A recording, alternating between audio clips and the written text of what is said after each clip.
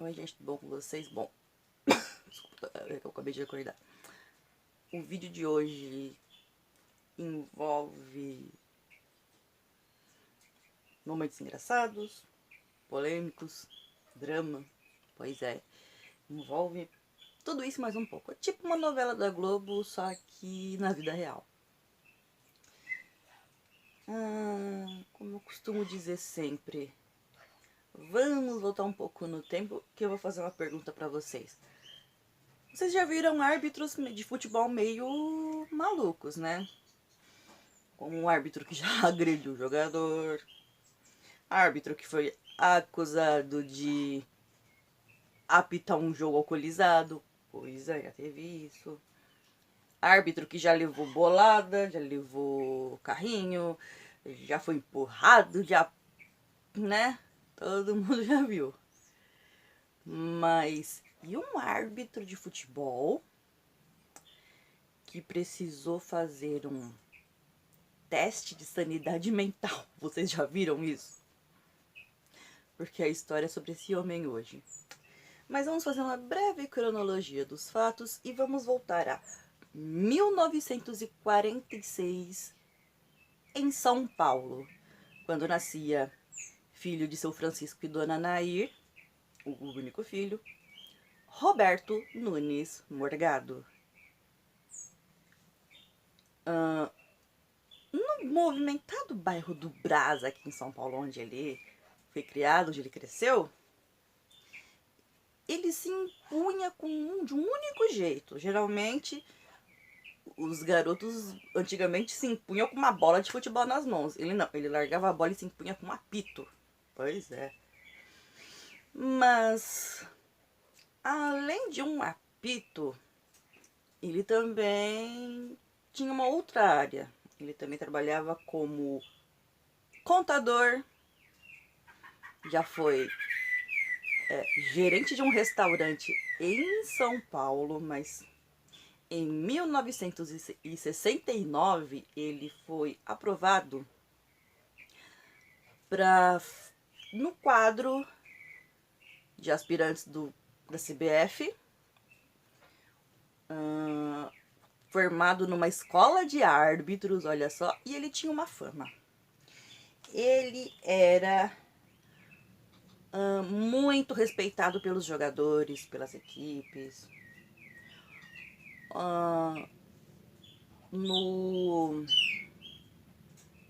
Em uma partida, que eu vou até ler aqui para vocês, foi a partida Santos 1, Paulista de Jundiaí 0, em 26 de fevereiro de 1976. O Morgado levou várias pedradas nesse jogo e ainda saiu do estádio com um dedo fraturado. Pois é, o estádio Novelli Júnior em Jundiaí. Inicialmente ele era bandeirinha. Pois é, bandeirinha. Mas como ele foi crescendo bastante no conceito dos chefes da Federação Paulista de Futebol, logo ele já virou árbitro. Já começou a apitar jogo. Como ele tinha uma capacidade técnica invejável, então, né? Ele logo começou a ser escalado para vários jogos em partidas decisivas. Olha só. E ele era um bandista convicto. Sabe o que ele fazia? Ele chegava nos estádios com uma antecedência enorme para fazer um ritual muito esquisito. Aliás, ele tinha uma coisa, ele tinha uma certa altura, ele tinha 1,71 m de altura. E ele era magro, ele pesava 59 quilos. O que valeu para ele o apelido de Pantera Cor-de-Rosa. E olha só, o bigodinho dele era característico, aquele bigode, viu? Mas olha, continuando. Como os movimentos dele lembravam muito a personagem dos desenhos, então o apelido dele era Pantera Cor-de-Rosa. E uma coisa que ele fazia sempre, na maleta de trabalho, onde ele achou sua chuteirinha, o seu uniformezinho bem engomado, que a mãe cuidava, ele levava uma foto da Dona Nair, sua mãezinha. E o que ele dizia sempre? Olha o que ele dizia. Uma frase dita por ele. Eu vou ler aqui a frase, que passou um pouco, mas acho que eu consegui alcançar aqui. Achei a frase, tá aqui, ó. Ele disse: tenho duas mães. A que fica em casa orando por mim e a que vai para a boca da torcida. Não ligo se ofendem essa segunda. Pois é. E olha, ele tinha uma personalidade bem... sem comentários, né? Continuando. Pode dizer que a queda do Morgado começou mesmo nos anos 80, mas vocês vão entender por quê, olha só. Em 4 de dezembro de 1983, o jogo Corinthians 1, Palmeiras 1 no Morumbi, no derby,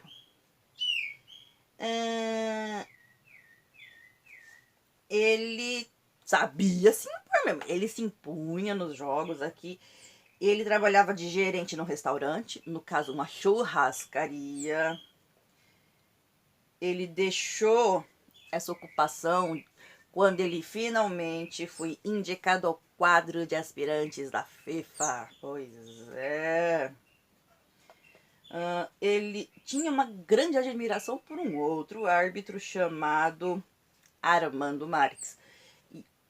Ele não tinha uma performance que poderia ser comparada do Armando Marques, mas ele conseguia lidar com algumas situações meio adversas, né? Mas sempre tem o ônus e tem o bônus, como diz um amigo meu. O sucesso trouxe amigos, uma rotina desregrada pelos prazeres da noite, um boêmio e tanto.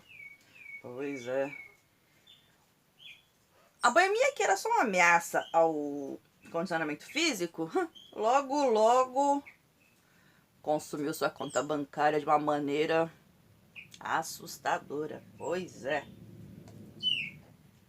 Ele sempre bancava tudo, bancava as despesas, bancava os amigos.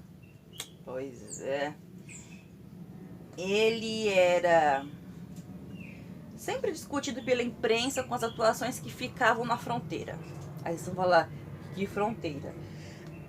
Uma fronteira bastante perigosa que separa elogio das críticas. Porque sempre, vocês sabem, né? Continuando aqui, vamos lá. Página 6. Uma má fase que cobrou um preço caro. Pois é. Quando ele percebeu a importância pro bem-estar dos familiares, ele ficou muito apático e a carreira entrou em queda livre. Pois é. Ele não conseguia reagir ao abatimento que estava dominando ele. Pois é. Temendo pelo futuro, ele desenvolveu uma doença chamada hipocondria. Aí vocês vão falar, o que é a hipocondria? Mania de doença. Pois é. Qualquer coisa era um motivo para ele ficar desesperado. Mas em 1982, ele precisou ser internado numa clínica com problemas psicológicos. Pois é. Quem o atendeu várias vezes, indicou um psicólogo bem renomado e o ajudou muito foi um médico, jornalista, corintiano ilustre, pois é, o Dr. Osmar de Oliveira. E depois de algumas consultas, o Morgado começou a se recuperar bem. Olha, isso foi bom. Só que o que acontece, né? Umas atuações desastrosas que despertaram preocupação nos representantes da Cobraf.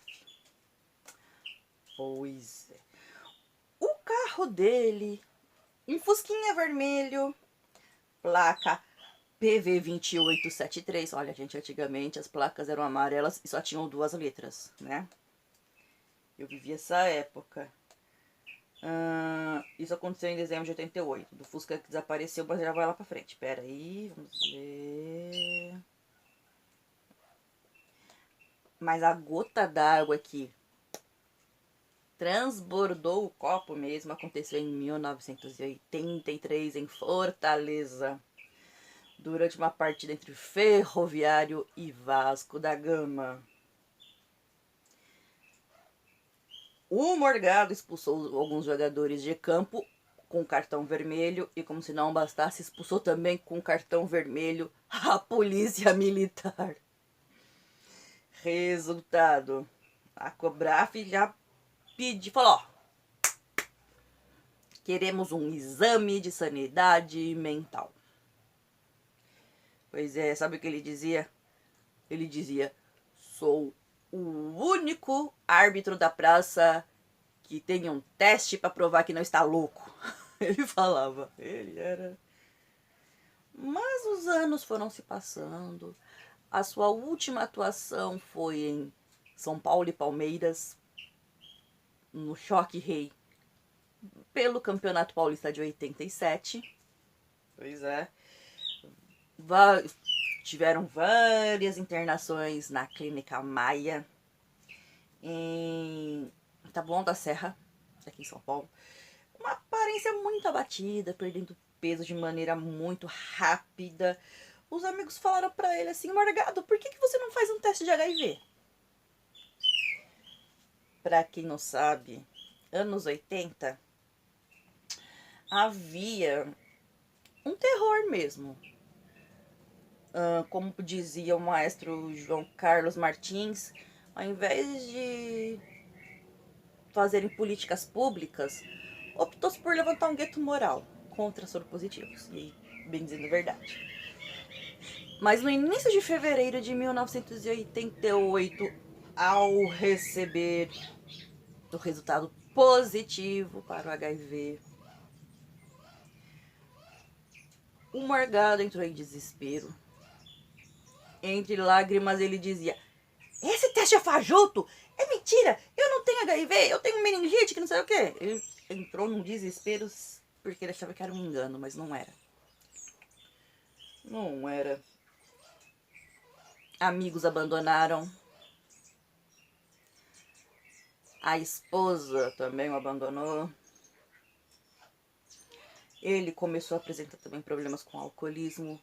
Agrediu o filho. Pois é. Ele foi internado no Hospital Emílio Ribas, aqui em São Paulo. O Emílio Ribas, que é um hospital especializado em doenças infecciosas, né? O Sindicato dos Árbitros ajudou com recursos financeiros provenientes de uma ação entre amigos. E segundo a revista Placar, de 9 de dezembro de 1988, o patrimônio dele sobrou pouca coisa. Um apartamento na Praia Grande, mergulhado em dívidas, o velho Fusca Vermelho que precisava de uma manutenção, mas o velho Fusca Vermelho desapareceu. Onde será que estava esse Fusca? O Fusca foi encontrado depois na garagem da casa de sua sogra.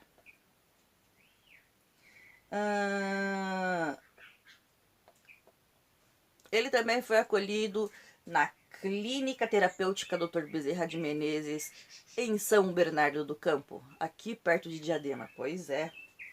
E ele não queria acreditar nos médicos que ele estava sofrendo com o vírus HIV. Ele não queria acreditar. E no Hospital Emílio Ribas ele era apenas um paciente à espera da morte. Ele foi para a Clínica Bezerra de Menezes em junho. Evoluiu no tratamento e voltou para casa. Feliz. Só que vocês sabem, né? Naquela época, os medicamentos de combate ao HIV, para tentar manter uma carga viral indetectável, não eram lá tão bons, né? Era o AZT. O AZT, ele trazia muitos efeitos colaterais fortíssimos, né? Em 23 de novembro de 1988, ele é recebido no Hospital Emílio Ribas, em São Paulo. o preconceito castigou. O seu estado de saúde foi se deteriorando muito rápido. Na portaria do complexo hospitalar Emílio Ribas, a imprensa fazendo plantão, querendo novidades bombásticas sobre o árbitro com HIV. No leito 23 do 6º andar, ele sentia a falta dos amigos de farra. Amigos esses que o abandonaram. Pois é.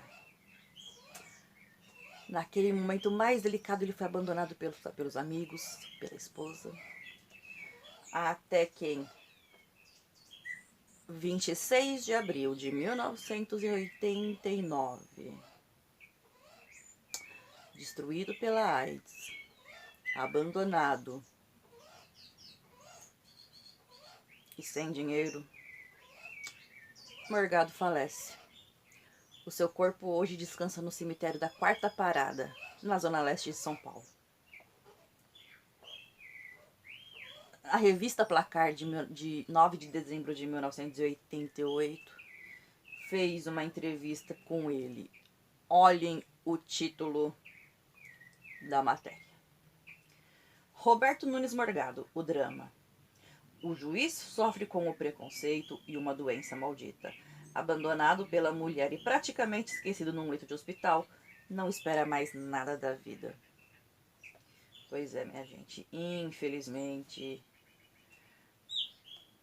o abandono, a depressão e a dor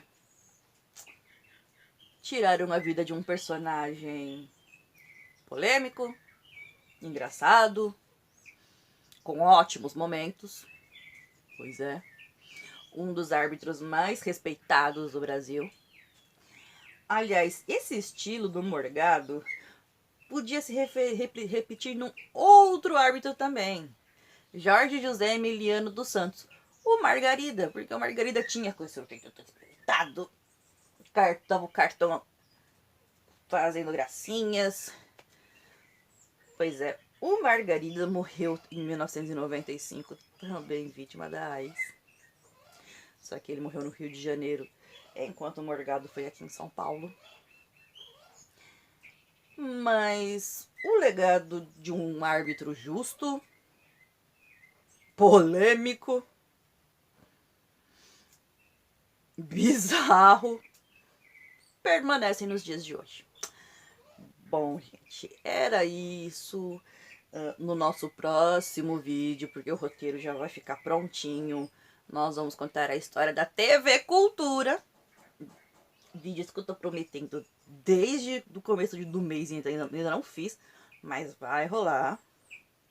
O roteiro eu já vou preparar aqui.